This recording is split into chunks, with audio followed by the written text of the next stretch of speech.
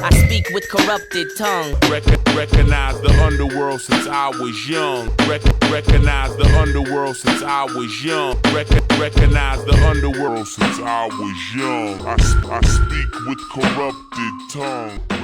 Recognize the underworld since Here we are. Yet another chapter, another sequel. The saga continues. This is what it is. Corrupted conversations. First place trophies only. I go by Henry Blanco, aka Young Mariah Carey, cause I'm wild, beautiful in the face, aka Young Oprah Winfrey. Only when I file my taxes, you heard? Aka Young Angie Martinez, the new voice of New York. You feel me? The new voice of New York. 5 seconds away from booking an illegal flight to either Colombia or the Dominican Republic so I could go get illegal facial surgery, so I could come back to the tri-state looking like a young Angie Martinez from the neck up. You heard? The new voice of New York, Young Immortal. This is what we came to do. Corrupted conversations.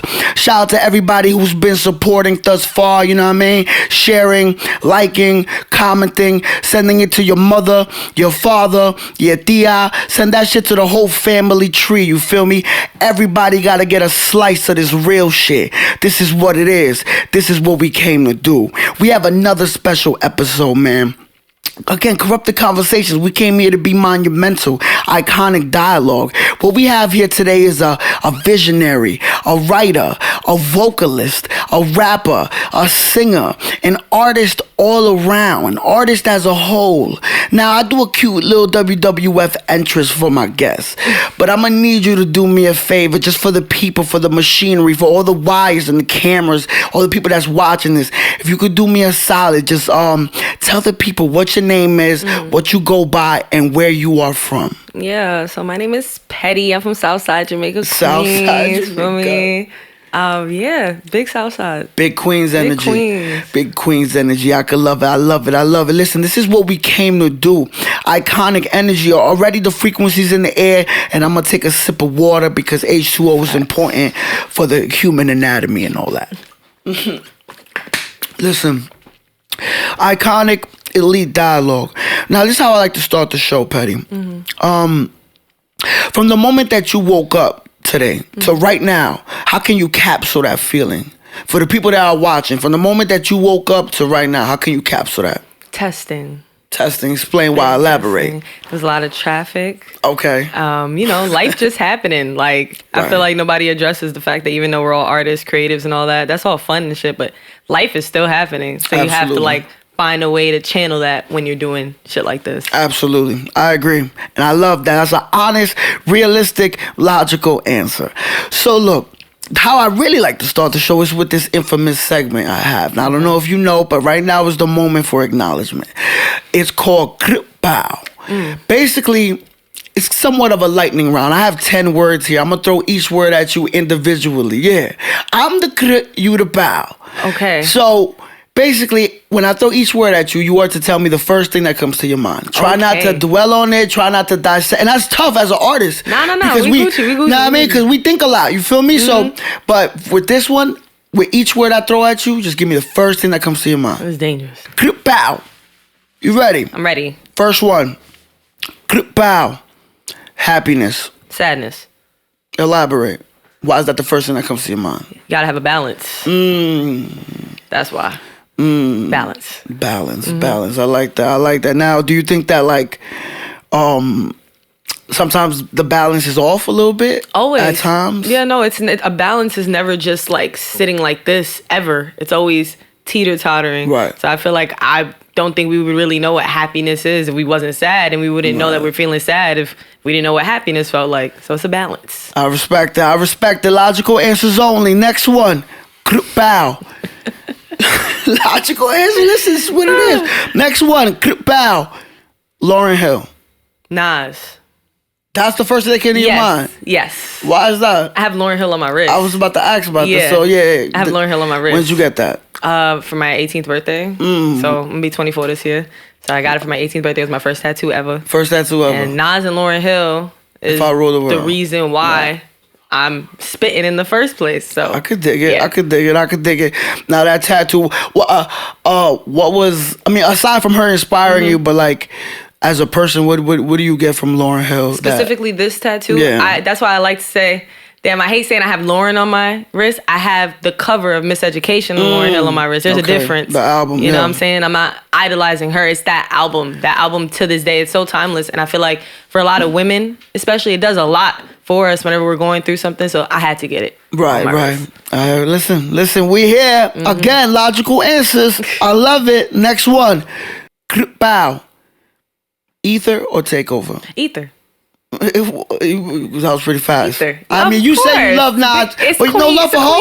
It's a Queens thing. Like, I could dig anybody from Queens is going to tell you Ether. And it's so funny because I was just bumping that shit last week, like, over and over again and over and over. And I'm like, yo, I completely understand how he went. And on top of that, a lot of people, like, the spaces that I've been in recently, people who was inside of Jay-Z's and Nas camp during that time, even niggas in Jay-Z's camp will tell you, it was a sad day. It was a sad day when Ether dropped. It was a sad day in the office. Now, how do you feel about people saying that Ether was more emotional and Takeover was a little bit more tactical? Oh, well. Oh, well, it's crazy. Emotions gonna win sometimes. This is true. No, and I agree. I Takeover grew on me. I get that. Takeover grew on me. As an artist. But Ether is like an immediate like attachment. What? Immediately. Like, gravitated how you towards start, it. Fuck Jay-Z. Yeah. Like what? Yeah, absolutely. That's crazy. He went off. Nah, I'm biased. Queen shit. Queen shit. And Nas shit too. So Nas shit. Listen, all right. So, we're going with Ether over Takeover, and that's just the way the cookie crumbles. Next one. Bow. November 19th, 2011. Yeah, that's my rap birthday for me. Explain, that's also elaborate. my partner's birthday, but like, yeah, that's my rap birthday. 2011, so I was 12. 2011, November 19th, and the only reason why I know is because when you write on your iPod before, it used to send it to your email. So it'll tell you the day you started a note. So that was when I wrote my first like official verse. Like it wasn't like To Shot for Me by Drake. Oh, you did your research. I love that. To Shot for Me by Drake. I tried writing to other things before, but I was never confident. I felt like I didn't have enough to say, so I would just leave. I would write like 2-3 things and I would leave. This is the first time I sat down, and it took me like 30-40 minutes, but it's the first time I sat down and just like wrote a verse and then was proud of it afterwards. So I say that was the day. Like, I didn't know who Petty was yet, but like rapper me, like that was the day that was born. What is it about that instrumental? Because that's a very spacious instrumental. There's a lot of space for like vocals, I feel, because it's such like a dreamy, intoxicating instrumental. What was it about it for that, like for you at least, like that made you, I'm going to write my first full verse to this record? It happened by accident. I wasn't like, I'm going to write to Shot for Me. It just happened by accident. I've tried writing to beats that I grew up on, like I know I Can by Nas. Like I tried doing stuff like that, but it just felt so demanding. Like I wasn't there yet. And then when Shot for Me came on, I used to listen to instrumentals just to listen to instrumentals. I felt like if I was going through something, I barely wanted to listen to music with words. I just wanted to listen to the beat. So I thought I was gonna be a producer, but nah. I just want to listen to the beat, and it just so happened that it played, and I was like. And I just start writing, and then I put it in my notes because I wanted to be able to like. That's how I remember things. Like I'll write it by hand, and then I'll put it in my notes, just because like you're doing it twice. So by that time, you got it memorized. You're good. So yeah. I could think. Listen, I do a little bit of homework. I know some things. I do a little bit of research. Not a lot of people do that. Listen, I do a little bit of research. We're gonna keep it moving. Next one. Pow. In studio recording versus live performances. Live. Why? I love performing live. Like I'm a people person. Like I want to be in front of people. There's no better way to connect with people than in front of them. And the time that we're in now, where everything is social media, I get it. It's a tool. We need it. Like this is the times we're in. But like being in people's faces and hearing them say what your performance just did for them just motivates me. Like it keeps me going. And I know how to control a room. I've always known how to control a room, even before rapping. I just know how to demand the attention without being an attention seeker. Like I can do that. I have a powerful presence. So me being able to do that with a mic in my hand and not even needing to shut the whole room up. I don't even need to say, okay, can y'all be quiet? I'm about to rap. No, I just start spitting, and everybody just watches. And then some of the things that I do, they could pull on your heartstrings a little bit. Not all the time. I like to be barred up, but I have certain things where I've tried to write something that relates to everyone in the room. I have a song for black men. I have a song for women. I have a song for people who've been through certain trauma. Like I know how I know how it makes me feel whenever I see my favorite artist or any artist in general perform something in front of my face, rather than me watching it on my phone. Right. So it's like the electric connection that plays a big part. We feed off of each other. Like in any room that you're in, we are all feeding. I'm feeding off of you right now. You're feeding off of me. If I was mad boring and I'm giving you, like you're not gonna want to do this. True. But listen, that's just what it is. Are you in the when you're in the studio, do you with like a lot of people in the studio with you, or you just you and the engineer? Like what? Talk to me. It's usually just me and my engineer. I've had the same engineer for like 5-6 years now. Her name is V. Like that was important to me. I wanted a woman because I felt like that's powerful too. I've worked with a lot of great men, but it's just something that happens with other women that I just feed off of. So she's dope. I don't like a lot of people in there unless it's something where I know I already have the song down pack and I want people there to like tell me what's up, like tell me how you feel about this. But usually it's only ever like 2 other people. As far as like mad people being in the studio, I've never liked that. No, you can't smoke in my sessions. Shut up, sit in the corner and pay attention. I dig it. I could dig it. We setting fucking rules. We setting restrictions. No smoking while you recording. That's just, but nobody likes. I mean, I'd be surprised. I've been in some studio sessions where, like, I swear I've seen somebody book like a 6, 7, 8 hour studio session, and they'll vibe for like 7 hours and start recording. That don't make no sense. Time is money. Like I paid for this session, and on top of that, I don't write in the studio either. I think that's what it is. A lot of people who do need that so that they could write something or they could freestyle. I write. You pull up prepared. I have 4 or 5 things ready to go before I even get there. I rehearsed it.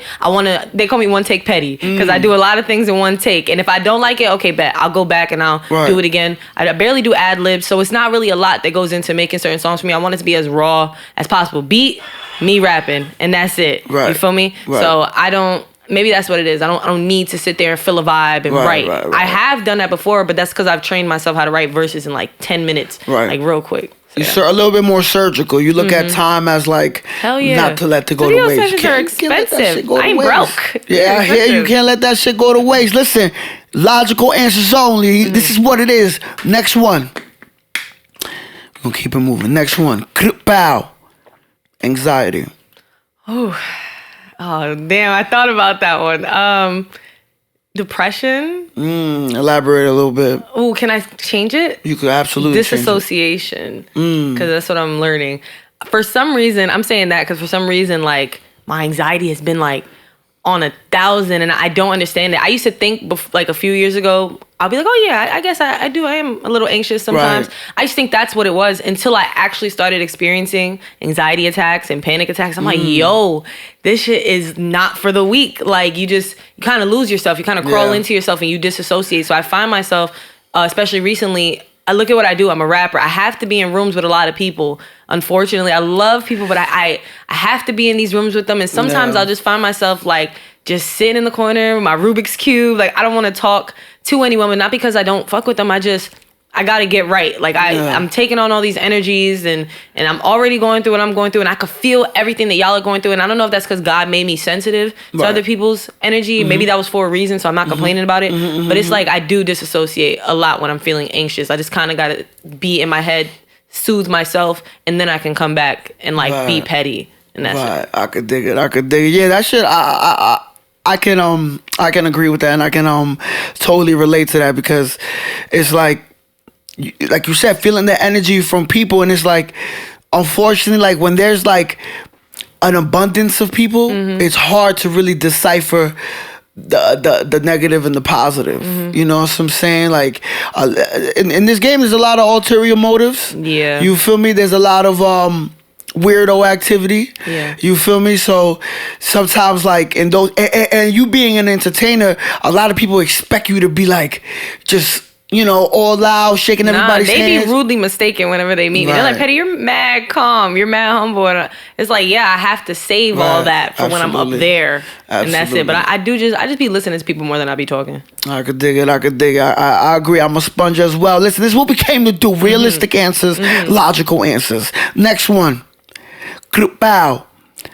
chicken cutlet with an egg and a little bit of cheese. That's one of my favorite sandwiches. Without the cheese, though. No cheese. No cheese, but chicken cutlet on the roll, mayo, ketchup. All right. Yeah. Can you shout out certain bodega, certain deli Sammy's Gourmet Deli. I believe that's 168 Jamaica. 168. And also Sam's Deli. See, it's a lot of Sam's. On Sam's Jamaica. Deli on Jamaica, 87th. Yeah. Oh, and 89th Deli. That's a good one, too. And Hollis Deli. Oh, and B&B Food Farm on Baisley. And what's that? Baisley and Bedell. You just went hard. I did. Those are my favorites. So chicken cutlet with an egg. That just sounds wavy. You know, I've never had it. Oh, my God. I've had certain sandwiches where people have been like, yo, get it with an egg. But I never had the chicken cutlet with an egg. Yeah, it's really good. Sometimes I don't want a bacon, egg, and cheese. Sometimes I want chopped cheese. Like, I love those sandwiches, but like, I need something different. So the chicken cutlet with egg go crazy every single time, and it fill you up. I could dig it. Is this like a childhood thing, or is this like something that you just like picked up from someone? I my first time doing it was in high school, and when somebody said it, I was like, what are you talking about? I don't want that. And they're like, all right, we gonna get it for you. And they got it. And I was just blown away. Yeah, but no cheese though. Cheese? Yeah, the cheese and then the meat just don't mix for me. I don't really like cheese. I'm not really a dairy person. So I could dig it. I could dig it. Listen, again, I do a little bit of research. I don't know how I know that, but I know that. Next one, pow, Amazon. Oh no. That's what just came out. Oh no. I'm good. You're good. I'm good. You used to be employed, correct?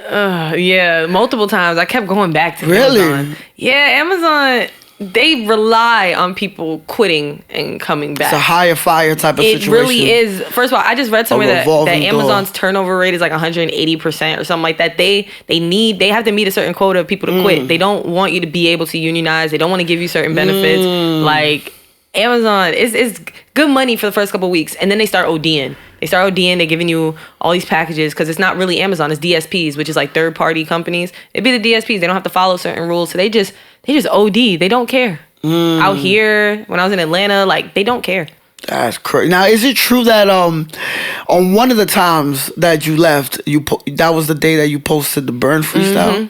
Yeah. Now explain that. So I had moved to Atlanta. I was over there for about a year and a half maybe before we just came back in January. And I was just really going through it. Like, I was homesick. It was a lot happening. And I remember my partner, he was in New York. And I was back in Atlanta. My friend was staying with me because I didn't want to be alone. Right. And I went to work.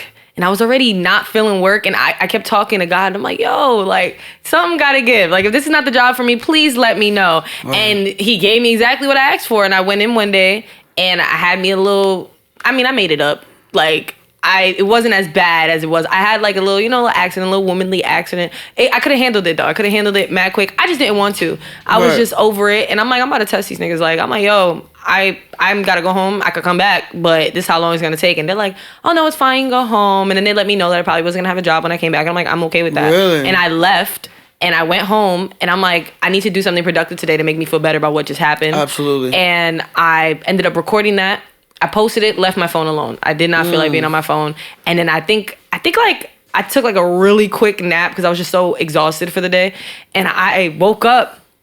Oh my God. Like, TikTok was going crazy. My freaking Instagram kept shutting down on me because there were so many notifications coming through. Fire. And I was like, I've never went viral like this before. I went viral over time where the video built up over time, but never like this. This took a few hours and I saw how powerful social media was, but it was overwhelming too. I had to turn off my notifications for a little while. Really? It wasn't all positive comments. Really? Yeah, I was talking about Kylie Jenner. Don't nobody want you to talk about their queen. You feel me? Their queen is crazy. Don't nobody want you to talk about that. Their queen is crazy. Oh, how did that like little viral moment? Like, how did you adapt to like how you attack social media now? Like, did it play a part in like the time that you post? Like, did you analyze that? Even though that from what you're painting, how you're painting it, that scenario that where you posted that was kind of like a, I don't want to say like a free-spirited decision or whatever, but it was though. You know what I mean? But did you go back and analyze the moment? Like, wait, when did what time did I post that? What, like, did you analyze anything after that? So before that, I was on that type of timing. I was like, I always made sure I looked at what the algorithm was now, and I was really good at being able to manipulate the algorithm, even though I wasn't like going viral every single time. I wasn't being shadow banned. Like, I knew when to do what I needed to do. Right. But afterwards, I think maybe for like the next week, I was like, okay, I gotta do it like this. I gotta do it like this. And then eventually, I think it just kind of taught me like, oh, I don't need to do all that. Like, I understand being a content creator, but I'm like, I don't want to adhere to all the rules of being a content creator. So like, annoying. I just want to do me. People see when it's authentic, and I used to think I had to follow those things because look, it's working for other people, but I'm not other people. I feel like I'm on a whole different path, and it works that way. And I have a lot of friends who it works that way for, but as for me, I'm not saying I gotta just be sloppy with it and all that. Like, I can be intentional, but that's just it. I have to be intentional. I don't feel like following all these extra rules. They're gonna change the algorithm every single time. They don't want you to make money. They don't want you to go viral. Because if you go viral, look how easy it'll be for everybody to go viral. Like, look at these fucking blue checks and shit. Like, it's just getting crazy. It really changed my mind about social media, though. I don't feel bad about not posting anymore. I don't want to be on Instagram every single day. My music is always there. It's not like you can't find my music. It's not like you can't listen to my videos. But getting on there every single day and having to like put on this mask of just wanting to have the same conversations over and over again, I'm good. So it changed my mind for the better. I think I'm more present now. I don't really care too much about posting. That's dope. Nah, yeah, I could definitely resonate with that in the sense of like, like sometimes it feels good to not over plan, but be analytical and be super prepared and shit. But it's like, sometimes that ruins the moment. Yeah. Sometimes you thinking so much about analytics that you forget like the real attachment that you have to the product. Why are you doing this? Yeah, like it's just like it's a little ridiculous. But you were able to get that little taste of virality. Well, not even a little taste, a big taste of virality, and you know what I mean. I guess it's gonna mold however you attack social media. You know, go move forward. All right, next one. Pow. Faith. Damn, patience. Elaborate. There's a lot of times where you're just you're doubting yourself, you're doubting your purpose, you're doubting all these things because it's not happening quick enough, or it's not happening when you wanted it to happen. Right. Or things aren't going the way you want it to go. Things are just kind of fucked up right now. But usually what gets me through it is I just have faith that it's going to work out. Whatever working out looks like, whether it means that the blessing belongs to me or it don't and it just had to pass, whatever it is, as long as I have faith and I'm patient and these two things are working together, it'll work out. Where'd you pick that up from? Is that like a childhood thing or gradual? Like gradual. I think in the past like 2-3 years I've been more in like just in my head about that kind of stuff because I just want to control everything. Like I want to control when something happens for me. I want to control how something is working for me, and I can't. And I'm just like learning that, and it's like a hard pill to swallow. But as long as I'm patient, then okay. And if I can't be patient, as long as I have faith that it's gonna work out, then okay, it'll work. I could dig it. Realistic answers, logical answers. Next and last one. Pow. Ave Baby. Petty. Elaborate. I'm the Ave Baby. You're the Ave Baby. They've been knew me as an Ave Baby since before Petty even existed. Like my mom. Like everybody from Queens, anybody, every borough got an Ave. Right, like every borough has their own Ave. Mine was Jamaica Ave. Almost every single day. And I used to hate it when I was younger, having to go to Jamaica Ave. And my mother like, I don't want to do that. I don't want to go to fucking CH Martin. I don't want to go to Shoppers World. I don't want to do these things. I don't want to go to VIM. I'm over it. I want to go home. But then I learned as I'm getting older, when I'm in middle school, when I'm in high school, guess what I'm doing after school? I'm playing the Ave. Like, and I lived right off the Ave. Like I lived right off the Collie block. Like. I learned as I got older, like, this is important. I didn't realize how many, like, Black-owned businesses there were on the Ave. You don't realize how many Caribbean-owned businesses are on the Ave. It's not really these big-name stores. Now that they're trying to gentrify the Ave, you got H&M and Panda Express, Starbucks. It always start with Starbucks. Always start with Starbucks. I don't know what it is. I mean, I know what it is. It's a real estate thing. I learned that from the McDonald's movie. It's all about real estate. That's all it is. But, like, then when I started seeing these things disappear, I'm like, wow, there isn't a lot of places who have a space like that in their community. Like we could really, I know the stores that I was shopping in, the sneaker stores, the jewelry spots, the clothing stores, these are all Black owned businesses. You know what I'm saying? And nothing against LA, but like going to LA and seeing like their shopping centers, a lot of it are Asian owned businesses, but it's Asian people moving into Black communities, but not like, they're not pouring into the Black communities. They're getting the money from there, and they sending it back home. So I get that. I get it. Take care of yours. But I'm seeing how Jamaica Avenue works. Like everybody, you outside. Like that's just even like the $40 in the bag. You know how many pairs of fake Jordans my mother done bought me from there. So as I got older, I just started appreciating it. So I felt like it was necessary to call my first EP Ave Baby. Ave Baby. Now I want to get into the details of the Ave Baby. I want to ask this because you mentioned the Cali block. The Cali block is such a legendary block. As far as, you know what I mean, I used to cop so many white tees and mixtapes and shit like that. Do you think it played a part in your infatuation with hip hop? The Coliseum, because it's like there's a lot of hip hop history. That's where we got a lot of our CDs from. Before I even started diving into hip hop and realizing how important my borough was, how important my block was, like I just walking through there, and then my mother copping me CDs and doing all this stuff, like, and you just hearing the music that's playing. Sometimes it's little Jamaican music that's playing. Sometimes it's soca, dance hall, all that. But then sometimes they are just bumping hip hop, and I'm sitting there and I'm remembering the words so I could go on Google later and figure out what song that was. So yeah, it definitely played a part in my infatuation with hip hop. I love that. Now take me through the process of the album cover. Now the album cover, you right on top of the Parsons train. Like, obviously that's a staple as far as like the Jamaica Avenue area. But what was the process of that photo shoot, and what was the thought process of making that, having it on the hoodie and just going crazy? You know, what was the thought process behind that? As far as it being on the hoodie, I knew that I didn't want letters on the cover. I felt like sometimes that just looked corny. And I'm like, I probably wouldn't be able to decide on the font, all that shit. So I'm like, I'm gonna put it on my hoodie. And I had somebody on the Cali printed out on a hoodie for me. I'm like, I'm gonna put this on a hoodie and I'm gonna make it blue, cause why not? Like, and then for sitting on there, I thought that the cover was gonna be, shout out Dom Flicks. I used to work with him in the post office, and he told me that he wanted to take the picture for me and all that. So he's into like more street photography and stuff like that. So I'm like, I know I wanted it to be on the Ave. I thought I was gonna do it in front of the movie theater. Like that's a classic spot. Everybody gonna know where it is. That's like the Times Square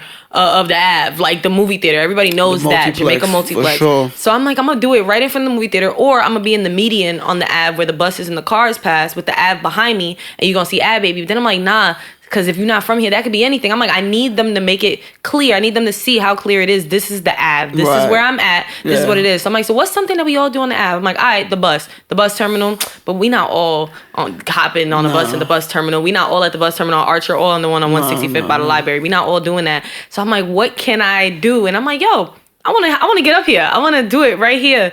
And he thought that it was a great idea.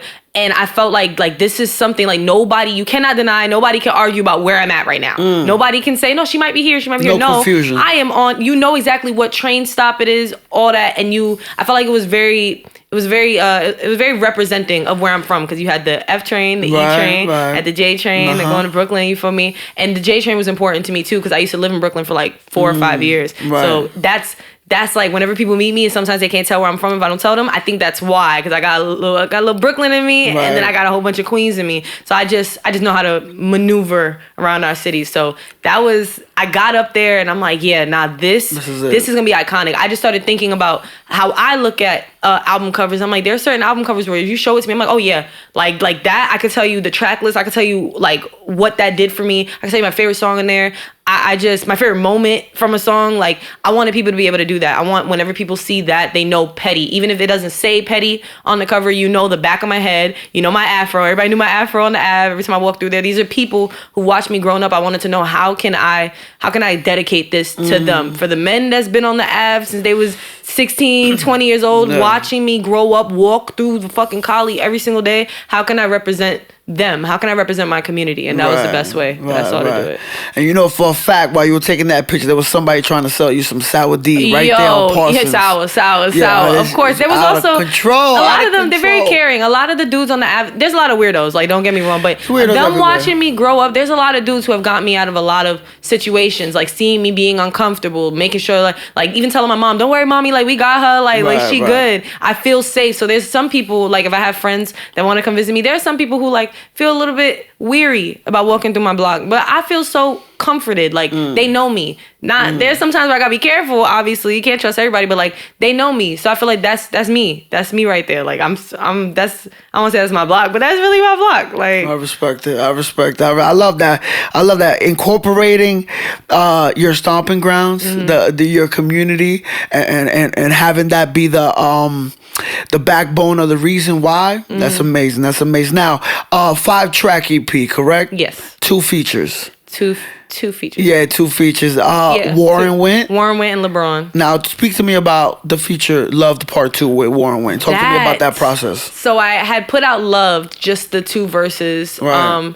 And this was at a time where I'm like, I usually always do 3 verses for a song. I'm like, I feel like people's attention spans are gradually getting shorter, and I shouldn't, make them more comfortable. But I'm like, I got this. Like, I'm good. Yeah. I don't got a problem with it. I just got to fit everything into 2 verses. Right. Into 2 verses. So I put out Love. It was amazing. Got a great reaction. I was kind of nervous to put out because when I created it, it was right before the whole George Floyd thing. Okay. Right before. When I say right before, I mean like I finished it, and then like 2-3 days later, all that happened. So Crazy. I started holding on to it because I'm like, I don't want people to think I'm trying to capitalize on something that happened. But I'm like I remember I was walking through the city. I used to work in Union Square, and I was walking down right by the park, and there's like this mural there, and I feel like it's Maya Angelou, I'm not sure, but it says art imitates life. And I saw that, and I'm like, okay, that's a sign. I'm gonna put this out. I'm gonna put it out, and when I put it out, so many men were just in my DMs writing these paragraphs, and they're just like, Petty, like I knew you was good, but like I really needed this, and I didn't know that I needed it. It felt like a hug. Like the song felt like a hug. And then Warren, the song was out. My engineer, this is her cousin, Warren. Okay. My engineer, she tells me, I want you to hear something. We're recording. She's like, I just want you to hear something. If you don't like it, that's okay, but I want you to hear something. So she shows me Loved. She's playing the whole song. I'm like, that's my song. Like, I know, I heard it. She's like, no, just peep. She gets to the end, and Warren, she had showed him that song before it ever even came out, and he heard it, and it touched him, and he immediately wrote something right there and just recorded it on the spot. And they was like, we're going to show it to Petty, see how she feels about it. It wasn't for me to put it out. It was just to show me, look at what this did for me. I just want you to hear it. Right. Like, Warren is a genuine person. That's my big brother and my mentor. So that opened up the door for like just our relationship, me being able to go to him about things and stuff. So when I heard that, I'm like, no, this got to go. This got to be out. Like, I have to put this out. This has to be on my EP, because although I'm very happy that the song did something for the men in my life and for the men to come, like, that's dope.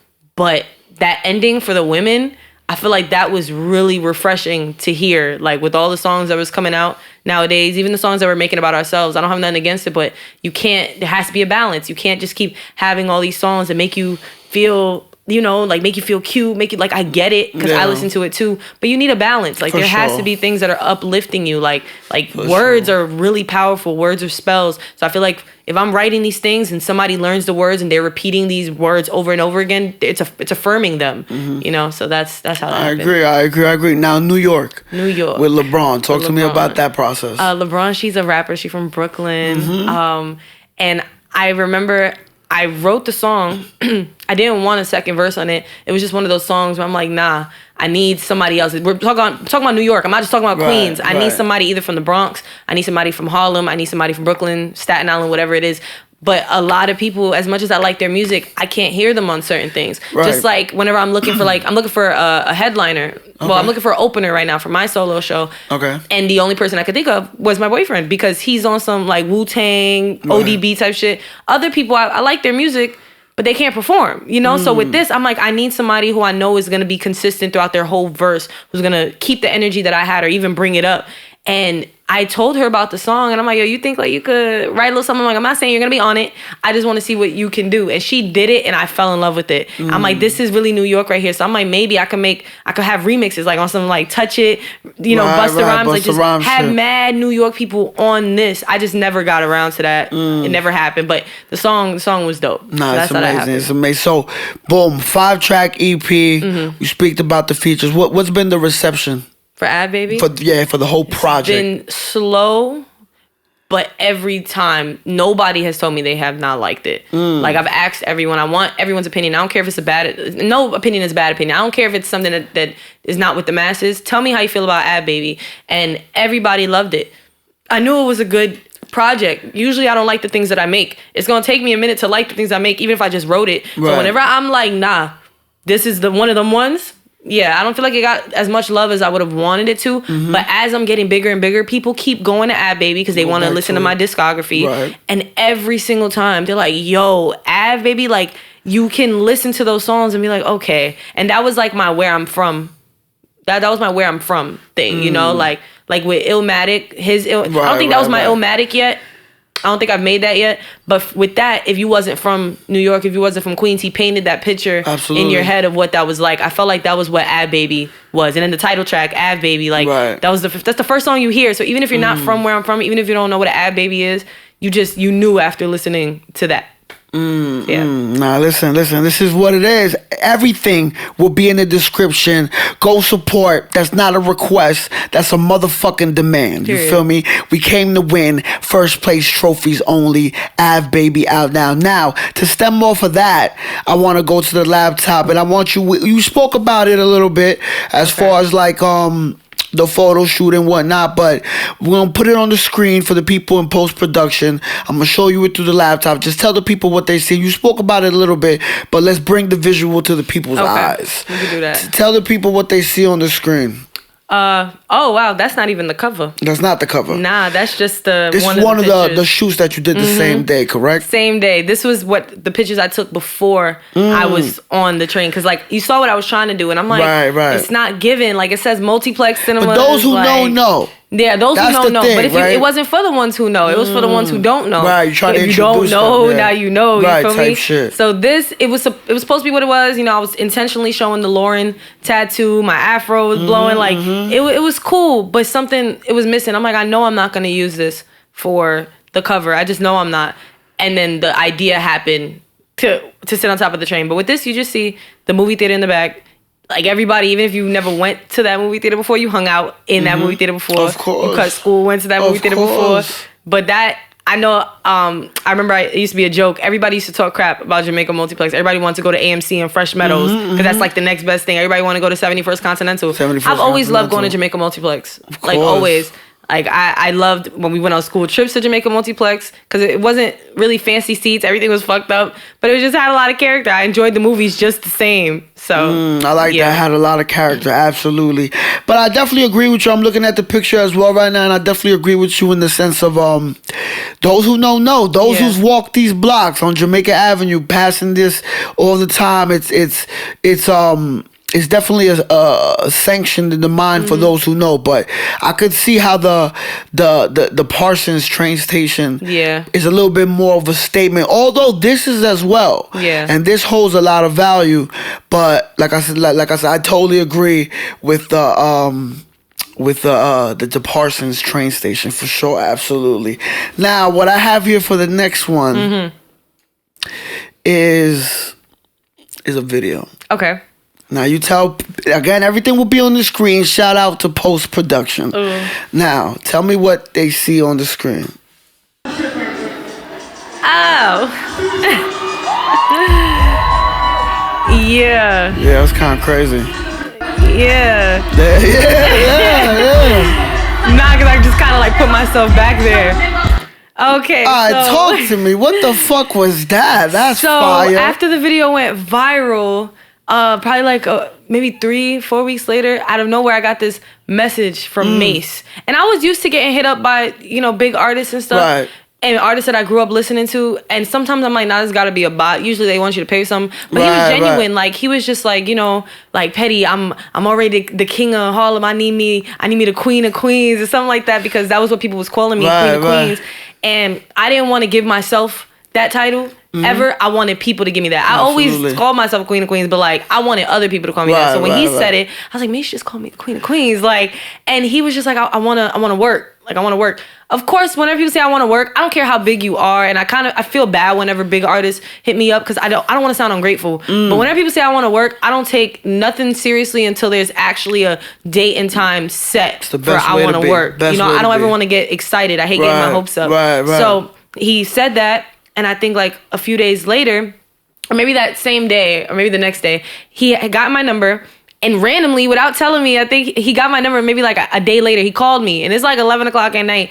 And he's like, yo. That Mace voice. And I'm like, hello? Like, I had just gotten home from doing Uber and everything. And he's like, yo. And I'm like, hello? And he's like, Petty, Queen of Queens. I'm like, who is this? Like, he's like, you know who this is. And I'm like, no, who playing on my phone? Like, I don't know who this is. Who is this? And he was like, it's Mace. And I'm like, oh shit, Mace is on my phone. Like, and he's talking to me. He's like, Petty, I wanna link up. I got a studio. Let me know how far you are from here. Turns out, this is when I was in Atlanta. Turns out the studio was like 5 minutes. Barely 5 minutes from my apartment. So I'm like, no, this is a sign. I'm like, I come tomorrow. So this video was in Atlanta? Nah, this one. Okay. So after that, we linked up. No studio session. We were just in the studio talking. He's picking my brain. I'm doing a lot of listening because, again, I don't care how big you are. You are a person. I need to figure out what type of timing you on. Absolutely. And I'll never go nowhere by myself. My boyfriend is always right there. Of course. And I don't feel like it's like one of those invading things. Like if he was just a regular person not doing rap, then I'll be like, no, you can stay home. This is for me. But like the fact that he does what I do, he knows what to pay attention to. He knows how to, you feel me? He's like my second pair of eyes. So he's sitting there, we talking to Mace. He asking questions, I'm asking questions, Mace asking me questions. Everything is pretty good. The vibe is dope. We're talking about things I've always wanted to know since I was younger. Like I felt like a fan real quick. Then I believe the next day, he was like, when I come back from here, we're gonna do a studio session. I was like, oh, where you going? And he was like, yeah, I'm doing a concert with Shanti and Ja Rule and stuff out in Arizona. And he's like, I was gonna ask if you wanted to come, but you told me you busy. I'm like, no.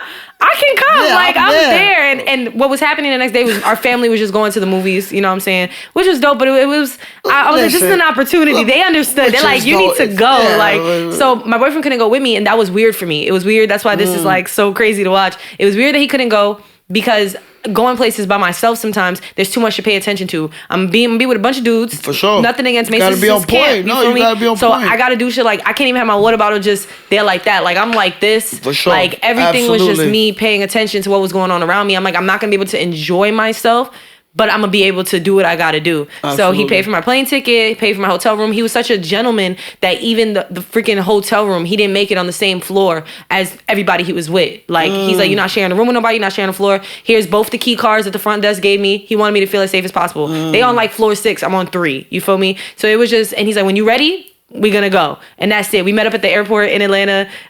He was in first class, but I was in the back of the plane. Like I was good. Everything it was really good. And he was like, are you ready? Like he's like, I just want you to spit. Like take one of your freestyles and spit it. So I did Uchiwali because Uchiwali gonna go crazy every time. And I felt like I was representing where I come from. Yeah. And I went up there and I wasn't nervous. I don't think he knew. He might have heard my music, but I don't think he knew how much I actually performed in my lifetime. Like I've performed a lot. That's one thing I'm not nervous to do. I wasn't nervous before I went up there, and I got on the stage and I just did it. And when I got off, him, his manager, his assistant, they're like, yo, how many times have you done this before? Like it was regular. Only thing was it was just more people. And that's it. It wasn't like the 100, 200 people that, whenever you go into these venues in Brooklyn and shit like that. This was a sold out arena. This was Desert Diamond Arena. And I just felt at home. Like I felt like I belonged up there. That's crazy. That's crazy. Now something so now I like to ask these questions because as a person that spent a lot of time on a microphone as well, like how was it like hearing your voice in an arena speakers? Like scary. Like was the mic like you know how certain mics are like you don't even have to project that much? Was it like that? So because I'm so used to projecting, like you can put me in a room and I don't even need a mic. Right. It was scary hearing your voice bounce back. I see why they have to wear that thing. Like, I always said, why do they gotta wear that? I'm not gonna do that. I'm good. No, you're inside of this huge arena where they have, I forgot what they're called, but like in studios and stuff where they got the shit that's supposed to bounce back. Okay. For the acoustics. My God. Like, I was like, I'm rapping and I'm on timing. I can no longer hear the beat because I just hear my voice being projected back to me. So at that point, I had to step into, you've done this a million times. You could do this with headphones on and they tell you, the beat's starting now. And you'll do it and be on timing. You do not need to hear it. You're good. You just got to stick to your flow. Don't speed up. Don't slow down. This is how I'm talking to myself because the words, I'm not worried about the words anymore. I've done it so many times. It's just second nature to me. It's just the energy. I'm like, you don't want to be so focused on what you sound like that people are like, who is this? But I did it and it was scary though. That was scary. Like I wasn't scared, but I was like, damn, I hope this is on beat. I hope my flow is good. I hope my voice is good. But it was scary. It was. Was it something that you could see yourself being addicted to? Like that arena vibe, that energy, that's numbers right there. OD. I would prefer like intimate settings, like even if it's not like a small venue, even if it's something like Knitting Factory, or like the Bowery Ballroom, or the Delancey's. Right. What's the other pianos? Even in Atlanta, I forgot what it's called, but it's Jordan Lucas. I just went to his concert last summer. He had it there. I don't really remember what it was. The Center Stage. Okay. Even if it's like something like Center Stage, you have an arena vibe, but it's still intimate. A little bit you more feel intimate, me? I would love intimate things, but big things like that, I think it'll work. Like, I could really get used to that. I love performing. Like, I get a performance high. So imagine me performing at an arena all the time. I could dig it. Listen, again, I do a little bit of homework. You feel me? Shout out to Mace for that. Yeah, no, he's big dope. Shout out to Mace for that. And then he took me to Cali, and we did it in Bakersfield too. Crazy. Yeah. Crazy. Big shout out to Mace, man, because opportunities like that is one of one. Yeah. And I'm sure your family understood as far as like that going to the movies with them. They got it. They got the point, you know what I mean? Like, that's amazing. Now, speaking about performances, I want to bring it back a little bit as far as performances go. Okay. So tell the people what they see on the screen. First, digest it visually, and then tell the people what they just see. I don't be knowing what is going to be on it. Oh, no. Oh, no. Yo, listen, we here. Oh, my God. You early. Damn. You early here, bro. Oh my God. Now, this is under the same umbrella as far as the performance talk. Yeah. I feel like you gotta tell me a little bit about this and how often was this a part of your life? Like talk to me. Let's go. I guess I don't really talk about the singing side, huh? I've been singing since I was like 4 or 5 years old. I felt like, so my dad, he was up in Rikers, and I don't talk to my dad now, but I give him his flowers whenever, I wanted a way to connect with him. Even when I was younger, I was really, really aware of situations. My mom never kept nothing from me. She never sugarcoated anything. My mom tried to put me on the shit mad early. And when I was younger, I used to be like, what the fuck? Like, why are you telling me this? Right. Like, why am I watching Players Club? It's 2 o'clock in the morning. I'm 7 years old. Like, Lisa Ray on the TV is crazy. She always wanted me to just know. Like, she never wants to keep nothing from me. So she told me what was really going on with my dad. She told me where my dad was, what it was for, why people go there. She just made it a point. You know what I'm saying? And every time I would talk to him, that's what was in the back of my head. I'm like, damn, he over there for some shit that he responsible for. Like, that's crazy. But to keep me from being mad, I'm like, I gotta relate to him in some way. Like, whenever we talk, it can't just be, hey, how's school, mama? How's this? How's that? Like, I'm like, you know what? I'm gonna just start singing to my dad. And I did that. And I think my mom, there was a moment as I got older, like, I was like 5, that she was just like, she's like, whoa. Like, hold on. Like, she could actually sing a little bit. And then she just started throwing me in anything that was free. Anything that was free, any after school program that had singing, every single talent show, I'm signed up for it. Like, she always let me have my freedom to choose, but she knew. Like, she knew that I loved to be on stage and stuff. So this was in high school. I was in the 10th grade. And that was my first time ever getting the lead in a school play. And it was one of my favorite movies. One of my favorite movies is Little Shop of Horrors. Okay. I love it. And I already knew all the words to the movie. So when I found out that my school was putting on the production, I was like, oh yeah, I got to be there. It got to the point where I was pretty popular in high school, but that was because I hung out with everybody. I was never just with mean people. I was never just with jocks. It wasn't like that. It's New York. Everybody hang out with everybody. Like, so I had all my friends audition too. Like, it don't matter if you're on the football team, like whatever it is, you gonna come and you gonna do that. So there was a lot of people on the football team in this too. So when I went, I wasn't even going out for the lead. I think I was going out for Tisha Campbell and Tachina Arnold. Tachina Arnold. Yeah, what they went for, the doo-woppers. Okay. That's what I was going for. And they heard me, and I think I sang Jasmine Sullivan or something like that. And they're like, okay, you got Aubrey. And I'm like, hold on, Aubrey too? Like the plant? Or like Aubrey? And they're like, no, Aubrey. So when I went home to my mom, this is a movie that we watched together so many times. And I told her, she was so proud of me. She helped me go over my lines. So now watching it, I'm just like, wow, because singing was such a huge part of my life. Nobody in high school knew I could spit. And I was spitting this whole time. Like, I'm going home, I'm rapping. Like, nobody knew I could spit except for like one or two people, which one of them was my friend Keon. I don't know where he at now, but shout out Keon. Shout out Keon. And then my best friend's boyfriend, he wasn't her boyfriend at the time, but my best friend's boyfriend now, he knew I could spit because we used to stay upstairs from lunch and just write. Like, but nobody knew I could do that. And I think it was because at this time you got like niggas like Fetty Wap and all that. This is who's lit. Right. I don't rap like them. I never rap like them. I never made boppy shit. So I was nervous about what my peers were gonna say. Right. But then once I left high school, life smacked me in the face, and I was like, what's the one thing that's been keeping me going this whole time?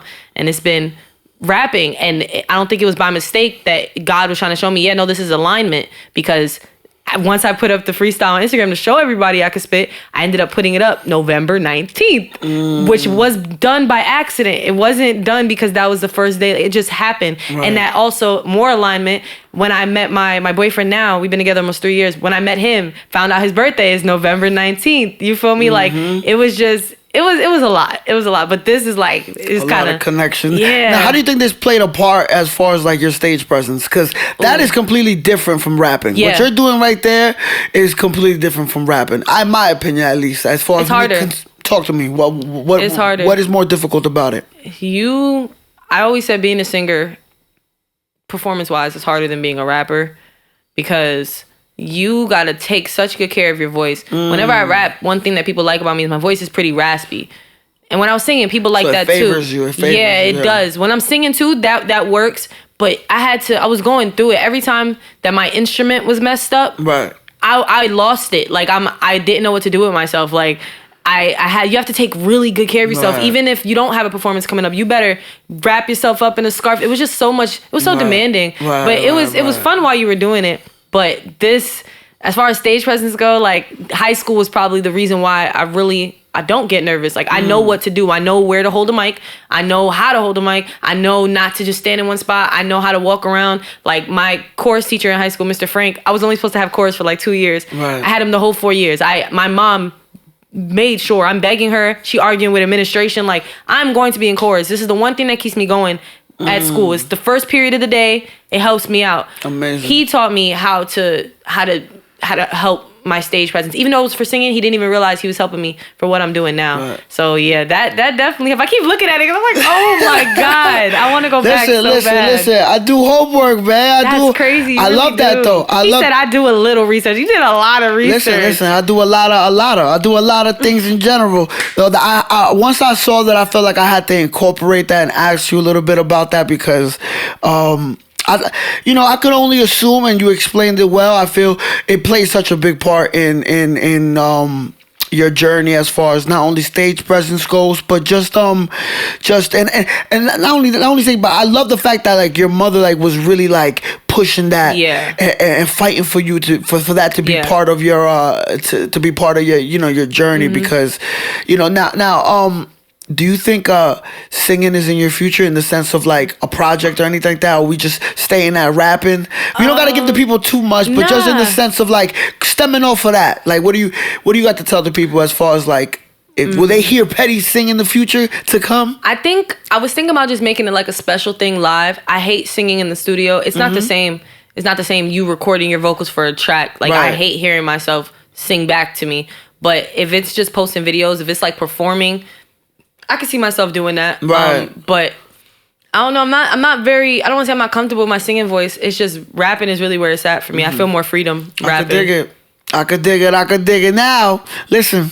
We're talking about a lot. Now, stemming off rapping, I got one last situation that we're going to use the laptop. To turn that shit around. Yo, listen. This show is like, you know what I mean? It's like a roller coaster. But again, everything is meant to put the superstar qualities on display. Okay. Even that video I just showed, I feel like as soon as you saw it, you were like, oh no. Yeah. Just watching yourself as a child, I totally understand that. But it was like, now we got to talk about that because it's directly correlated to what you do now. Okay. But this right here, oh Lord, tell me what the people see on the screen. Tell the people what they see on the screen. Oh yeah. Oh okay. Yeah, it's crazy. So this is Havoc. Mobb Deep's Havoc. Big Queens Bridge. Like, okay, so if I show y'all my DMs, as far as like Queens artists go, Havoc and Nas, I was always sending them my stuff. Nas, even though he hasn't answered me yet, when I'm having a bad day, right? I vent. Like and I know that sounds so weird, but like this is like he really kept me going for such a long time. Right. And he's the reason why I'm still doing this. Like, of course I have a love for it, but love is not enough to do what I'm doing. Like, I'm gonna fall out of love with it. I still have to be disciplined and I take that from him. I was sending him my stuff, and I think a lot of people tagged him in one of my things, and one day he was just like, it went from fire emojis to dope to like, and then it was favorite rapper Petty Wap Body. I was like, what? And then after that, it just became a constant thing. Like, I still haven't met him. I still haven't asked to do anything with him because I feel like I'm not there yet. Right. But like, it's just, everything just keeps coming back full circle. That's why I'm like, you showed me this, and I did the beat Burn by Mobb Deep that he produced, and that's what went viral. And it was just, I just always knew that he would have something to do with my success. I just didn't know how. So the fact that happened, I'm like, damn, I forgot about this. And you showing me this, shout out to you, because I really have been like struggling with my passion. And like, you showing me all this stuff, I'm like, yo, this is really why I started it. Like, that's a fact, you know? Of course. And I'm a type of person that I dissect everything. I'm looking at the time that he sent that favorite rapper message. It's 7:50 what? 7:50 something PM. So like, you up and about already. This is your day. Now I won't say your day was already over, but it was already towards the last chapter of the day, you know? So it must have felt good getting this message, being like, yo. Yeah, I remember that. I had a bad day that day. I remember that. Yeah, I was going through it, like, but like, it seems like every time I'm going through something always reminds me, you're where you're supposed to be at. Like, even this today, like I'm just going through it, and we're having this conversation. I'm like, something is always gonna remind you, like, something, even if y'all don't know why y'all doing it, something is like pushing y'all to be like, let me bring this up to Petty. Like, let me give her a little something. Absolutely. Listen, just because there's speed bumps don't mean that the road don't exist. After the road continues, speed bumps and trials and tribulations is just part of the process. It is what it is. But I felt like when I saw this, I was like, now we got to talk about this, because Havoc's a legend. OD. R.I.P. Prodigy. You know, Mobb Deep, Big Queen's energy. And I like the way that that you're looking at it, as far as like you being like, I don't want to ask him for something so soon. You take it, you still, I feel like, probably digesting this moment, as it's still refreshing to you. I could tell by the way you're looking at it. Like, but you know, and I do, like I said, I like that energy of, because most people would be like, yo, you like my shit? Yo, can I send you something? Like, you looking at it like, all right, we cross paths. I gotta work harder cross paths again. Yeah, exactly. And it's gonna be, might be in the physical, it might be like on some studio shit. But I feel like this had to be, we had to speak about this, because I feel like this isn't a everyday thing. No, you know what I mean. But I will say that, like, I did get used to a lot of people that I used to look up to hitting me up. And I felt like, oh God, I don't want to get used to it. I feel like that's when you stop appreciating it. Right. So I really do have to be sitting there sometimes and be like, yo, that happened. Like, you've dreamed about moments like this, and it's happening. So, and sometimes I feel like we forget that we prayed to be where we at in that moment, and it'd be like, damn, what else? Everything is always what else. So I just kind of got to be present sometimes. So I'm being present right now, looking at it. I'm like, okay. Fire. And I just feel like it's just so crazy growing up in this social media, you know, this generation that we live in. And it's like with that message, would it be so accessible to get to you in the 90s? I don't know. No. It's like the fact that, like, it's a few clicks away. Now, Havoc's a legend, you know, it's a sanctioned, solidified legend. But, like, to think, like, you know, somebody in that celebrity caliber to just be like, yeah, you know what? I'm just gonna message this girl. I like what she's doing.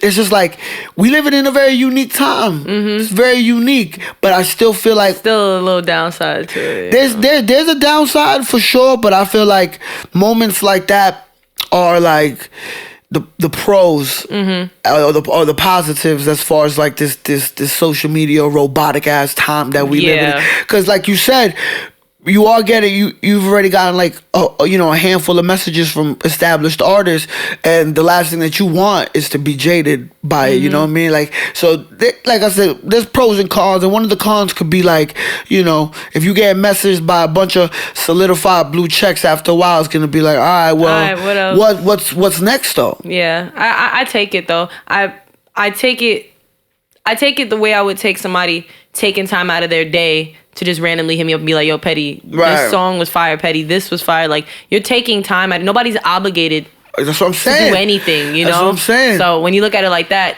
I think that's how I was looking at this. Like, I'm like, nobody's obligated to do anything, but you really took time out of your day to do that. Right. It's fire. Absolutely. And like you said, it's just affirmations, right? Like you said, you were having somewhat of a bad day, you know what I mean? And that was just the affirmation. And that's a bunch of life. Life is just full of those moments.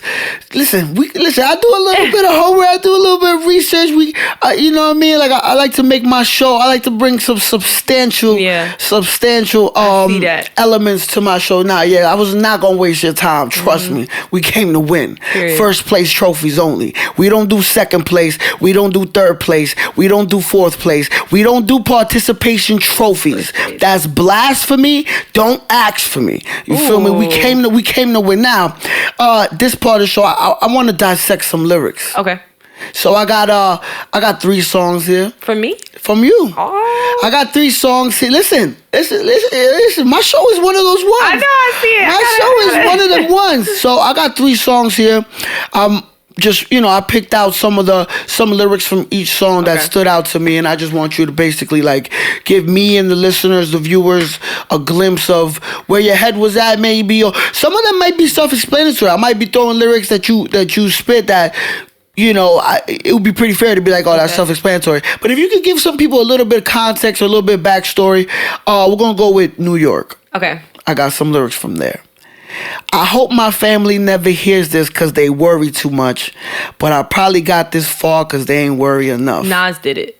That's Nas did it. That's Nas did it? Yeah. You sure? Mm-hmm. Oh, okay. That's Nas did it. All right, I apologize. That's Nas did it. But listen, the lyrics though. I hope my family never hear this because they worry too much, but I probably got this far because they ain't worry enough. Talk to me about that. So Nas did it was really just about Nas. me being, it was about what Nas did for me and about a silent battle I was having for a while until it wasn't silent no more, which was just randomly having these thoughts of like, yo, what if I just wasn't here anymore? Like, I don't want to be here anymore. I felt like I was going through so much, and I'm like, who told God I was his toughest soldier? Like, I want to talk. Like, this is too much.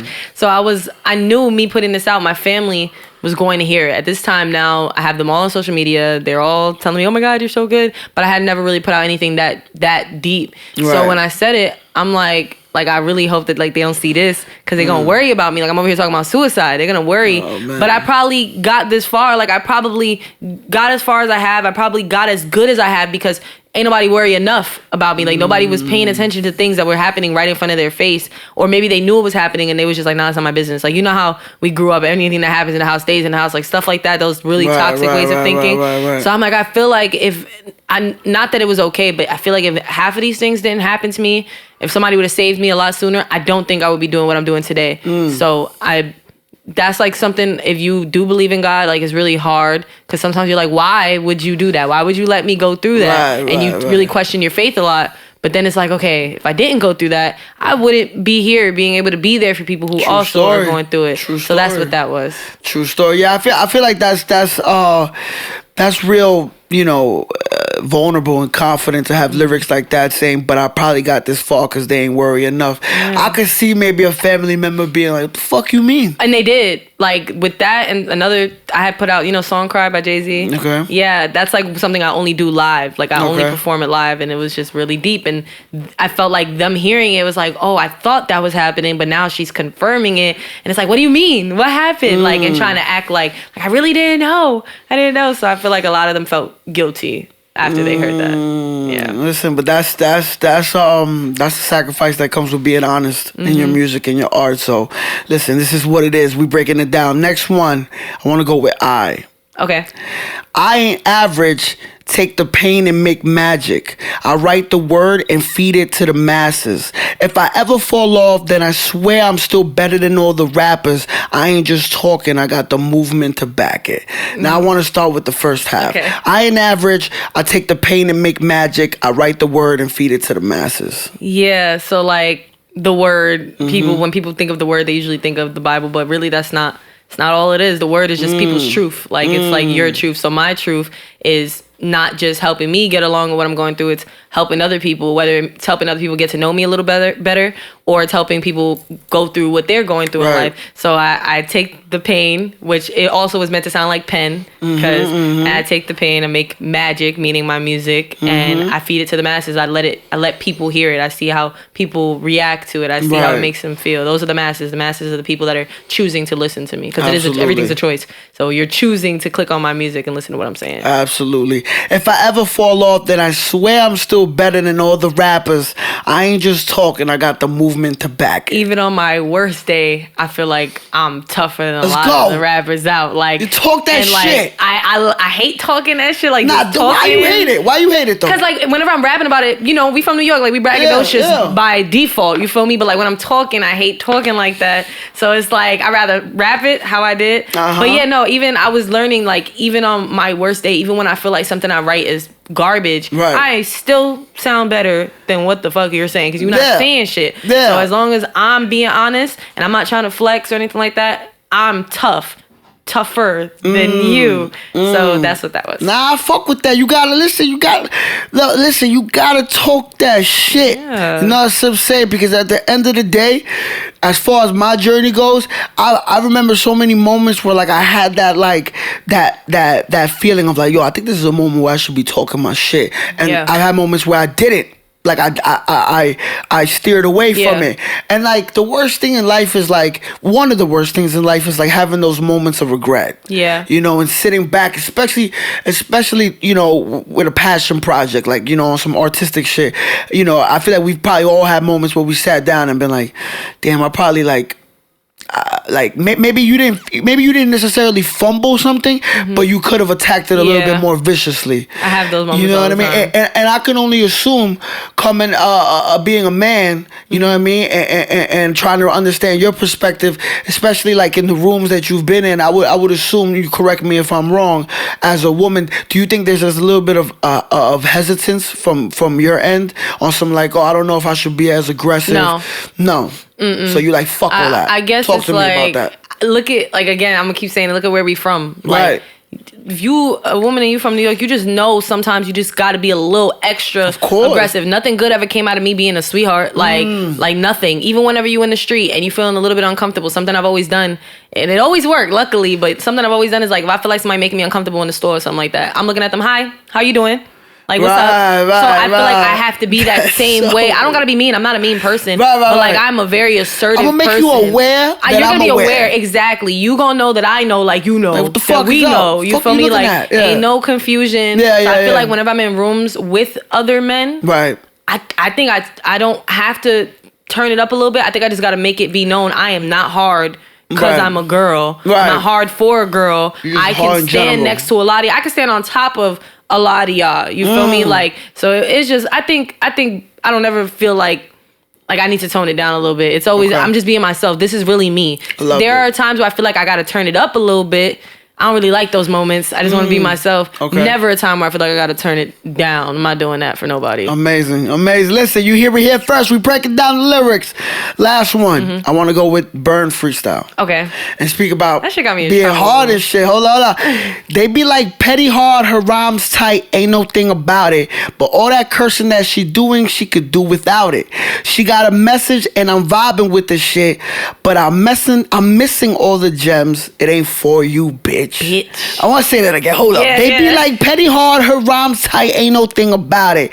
But all that cursing that she doing, she could do without it. She got a message and I'm vibing with the shit, but I'm missing all the gems. It ain't for you, bitch. Now, break down the first half. They be like, petty hard, her rhymes tight, ain't no thing about it. But all that cursing that she doing, she could do without it. I could relate to that. But talk to me. I curse a lot. I curse a lot in my music. It's just something that I do. I got a fucking sailor mouth. Like, that's just what it is. I feel like I don't need it to help me get my point across. Like, I'm very well spoken, but like, I'm not in church. I'm not in somebody's school. I'm not nobody's mother. Like, I'm gonna curse Like, and I hate whenever people, like, I have my fan base, luckily for me, a lot of people could say their fan base is like teenagers or 20-something year olds. Right. I have from 13 to fucking 76 years old. Like, there are people who really grew up with hip hop that really fuck with me. They feel like I'm here to bring something back. So I have a lot of older fans.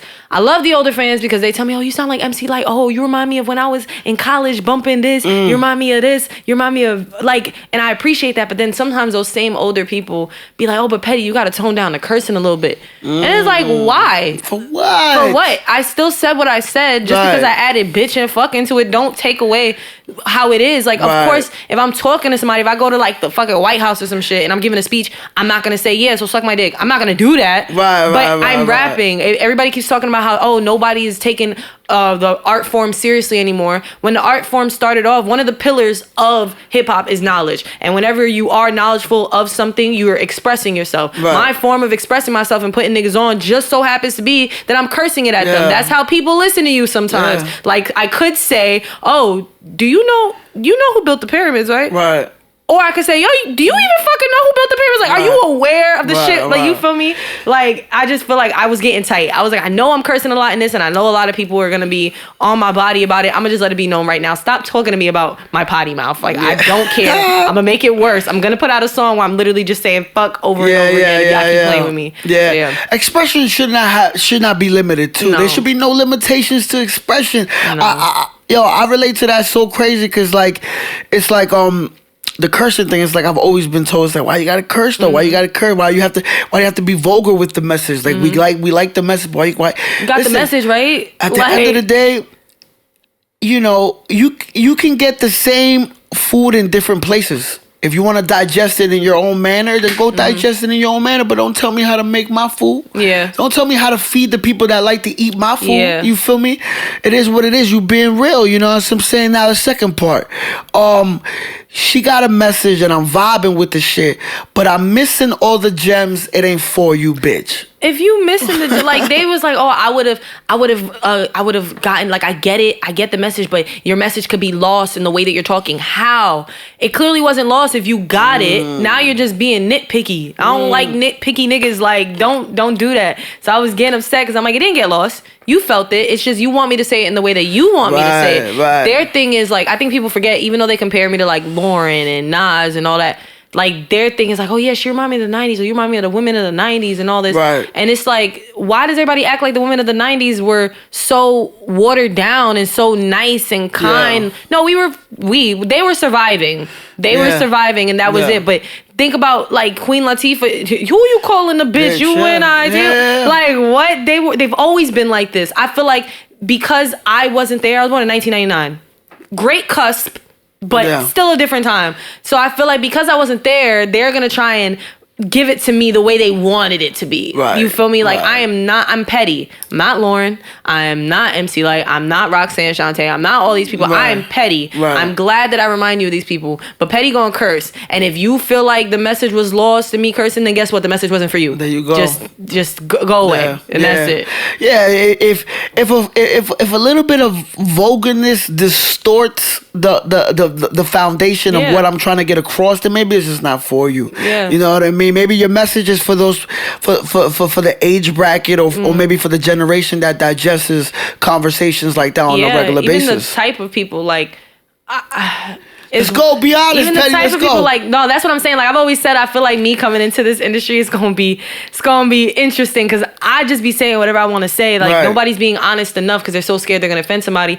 Like, it's been a lot of white people who've been in my comments. Talk about it. And they're just like, oh, but you know, my children, they love to hear you rap. It's just you curse a lot. And it's like, even if you're not white, even if you're just not from here, and you from fucking children, Minnesota or some shit. Yeah, fuck your kids. Like, I'm so happy that y'all support me. But let's be real about this. Like, you can't take some of me and not all of me. Like, so I feel like even if you're not from here, even if you are black, but you grew up in West Bubblefuck, Minnesota or some shit like that, you just don't understand our language. Right. You don't understand our lingo. And I feel like people be forgetting whenever you're listening to somebody's music. Like, I listen to Sam Smith. Sam Smith not from fucking Queens. Like, but when you're listening to somebody's music, you have to be okay with the fact that you're putting yourselves in their environment. Right. Like, you gotta leave yourself for a second. You have to have this outer body experience. Yeah. I listen to Måneskin. I believe they're from Italy or from France. They are a rock alternative rock group from like what? Those are the ones that sing I'm begging. Okay. Love them. I'm not sitting here like, oh my God, why is he talking about being the devil? Right. I'm listening to your music. I'm putting myself there. Right. So it's just not for you. If you feel like it's making you feel some type of way, guess what? It's not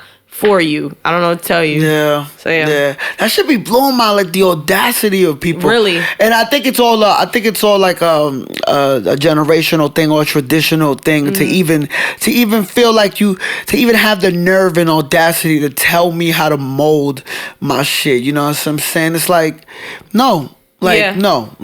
Fuck all that. I'm a express whatever I want to express the way I want to express it. If you don't want to hear it, then you have a lot of options. You have a lot of 100 other options. Yeah.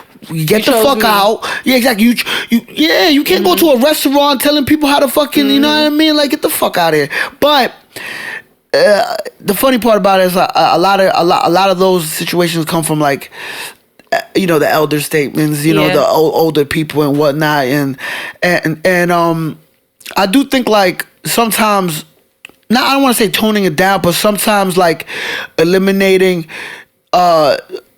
like curses and just being vulgar. It calls for the situation. You gotta read the room. You know what I'm saying? You gotta read the room. Like you said, you're not gonna go to the White House talking about yo suck my da. But you know the energy where you're familiar with settings that do call for it, and that's what matters. You know, I'm not an asshole. Right. You know what I'm saying? Like, but sometimes I do feel like no, I'm not watering myself down. There's not the space. I got on my phone, put up my phone on my tripod, my microphone that I paid for, and put it on my social media. Right. You came to my social media. Right. And whether it was on your For You page or your Explore page or whatever it was, you still chose to sit there for those 2 minutes, 35 seconds, and listen to what I just said. Right. Acting like you ain't have the option to press X. And if it's about your kids, monitor your children's shit. I'm not raising nobody's kids. We not role models. We not role models. Nah. That's a role. I don't like playing a role. That's not real. That's not a real thing. I'm not a role model. So people out here gotta monitor their children's intake as far as like, you know what I mean, social media shit goes and all that, because I'm on the path that like I'm right, my shit around the corner in the sense of like people gon', you know, already trying to like kind of like tell me to tone my shit down, and but I'm just on some like, you'd be doing. I feel like you at a great level. You know what I mean? Right I appreciate now. that. Yeah, you at a good level right now. I think as far as like raising people's kids, I feel like if some like cursing, like I understand other things like very sexually explicit things. I get that because there are just certain things that little kids just shouldn't see. You know what I'm saying? Like it's not a good introduction unless you're gonna educate them. If you're not gonna shield them from it, educate them. When I'm watching all these things with my mom made it clear to tell me what is what. You know what I'm saying? Like, this is what it is. This is not what it is. If a little bit of cursing is gonna steer you away from letting your kid hear a really positive message. Don't know what to tell you. They're gonna end up cursing anyway, and these are the same people who are probably like, "No, you little shit. No, this like I don't know what the problem is." The same kids that they talk about is on Call of Duty going crazy.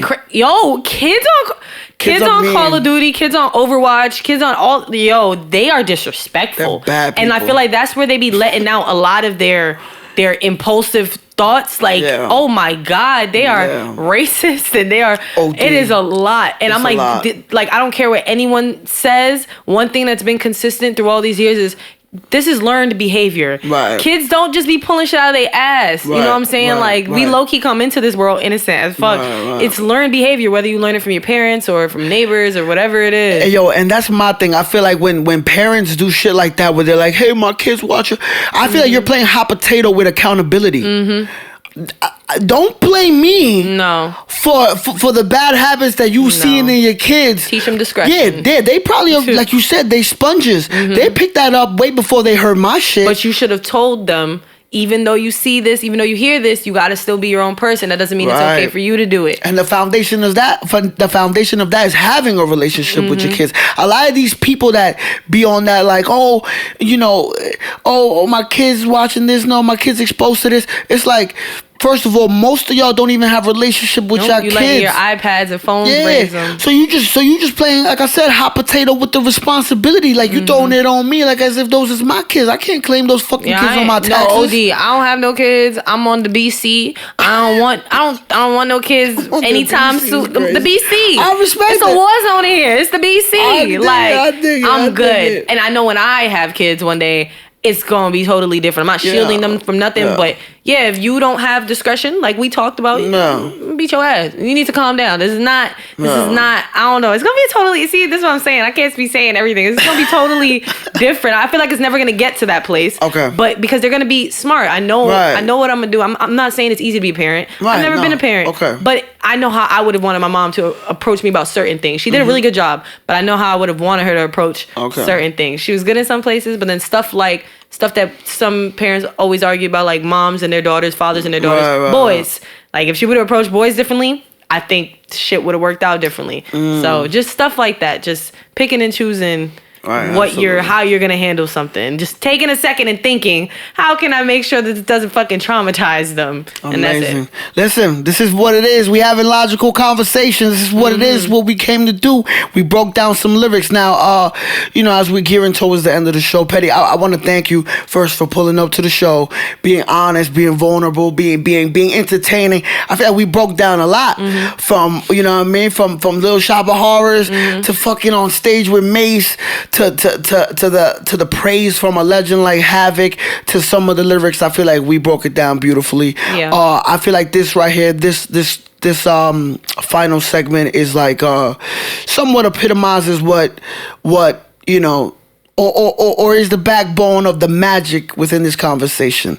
If you had one word to describe the next 5 years of your life, what would it be? Now, the reason I use 5 years is because, in my opinion, I feel like 5 years is close enough to call it, far enough to activate imagination. So it's like 5 years is right there, like where you can kind of, you can kind of see what time it is, but it's far enough to be like, nah, I still want to have an imagination. So if you had one word to describe the next 5 years of your life, what would that be?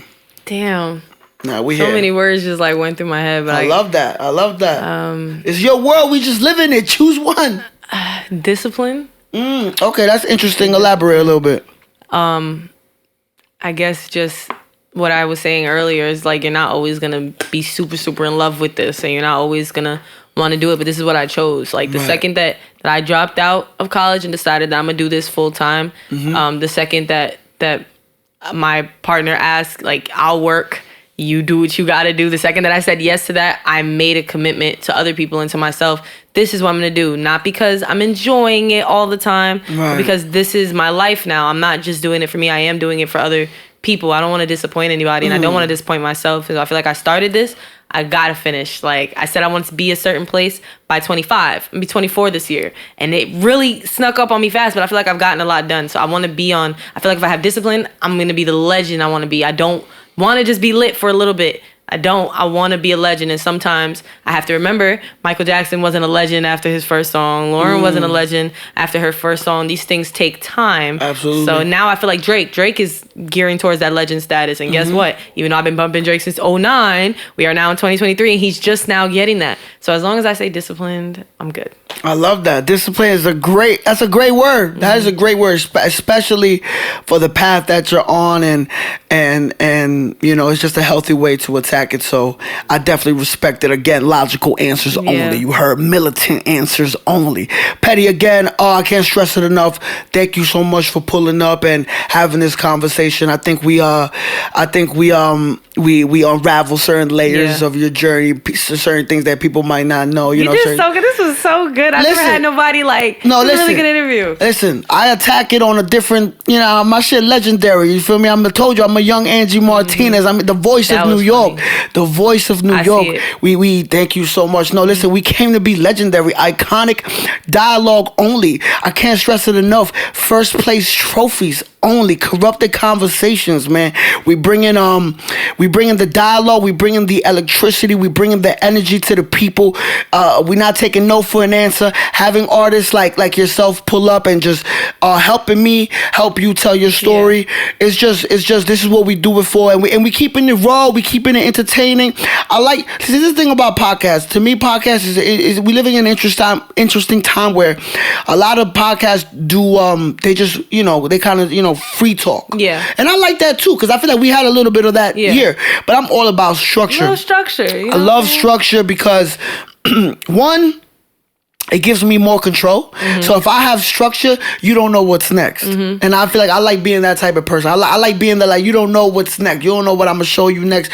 You don't know what I'm going to bring up next. And that's the part that I like as far as like being in control. And structure helps me. You know what I'm saying? Having guests like yourself be very honest and vulnerable. Help me help you tell the story. Right. Listen, Corrupted Conversations, another episode, another golden moment on the closeout.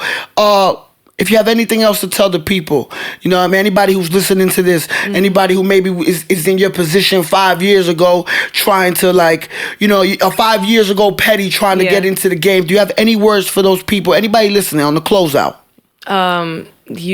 Life might be happening, but you still gotta get up and still play your role. Like, fake it till you make it. I know that sounds crazy, but that really is it, because you're gonna be real mad at yourself when you stop going through what you're going through. You get through it and you didn't get anything done, anything to show for what you were doing. You know what I'm saying? So I feel like just continuing and not letting anybody stop your grind. Like, I needed to hear that 5 years ago. Like, just go a little bit harder. Don't be so scared about what it looks like. Just do it. Like, just post it. Even if only get fucking 3 likes. Post that shit. Does not matter. And right now we are in a time where you just have to accept that everybody's attention span is really short, and they want simple things, but there are people out there for you, and you can find your people as long as you keep going, as long as you keep posting, as long as you keep performing. So yeah, I agree. Listen again, logical words only, conscious, substantial, iconic, elite, legendary, immortal statements. That's the best way to put it. This is what we came to do. Again, for the 3rd time, Petty, thank you so much for pulling up. You know what I mean? I think this is one for the books. People going to enjoy it. I know that for a fact. You know what I'm saying? New York City, this is the energy. York, Big Queens energy. You know what I mean? Shout out Jamaica Ave. Shout out the Cali Block. You feel me? Shout out all the 3X white tees I used to buy in the early 2000s. You heard? We went crazy on the Cali Block. Look, listen. New York City, we documenting it all. Corrupted Conversations, another chapter, another sequel. The saga continues. Until next time, bow. Bow.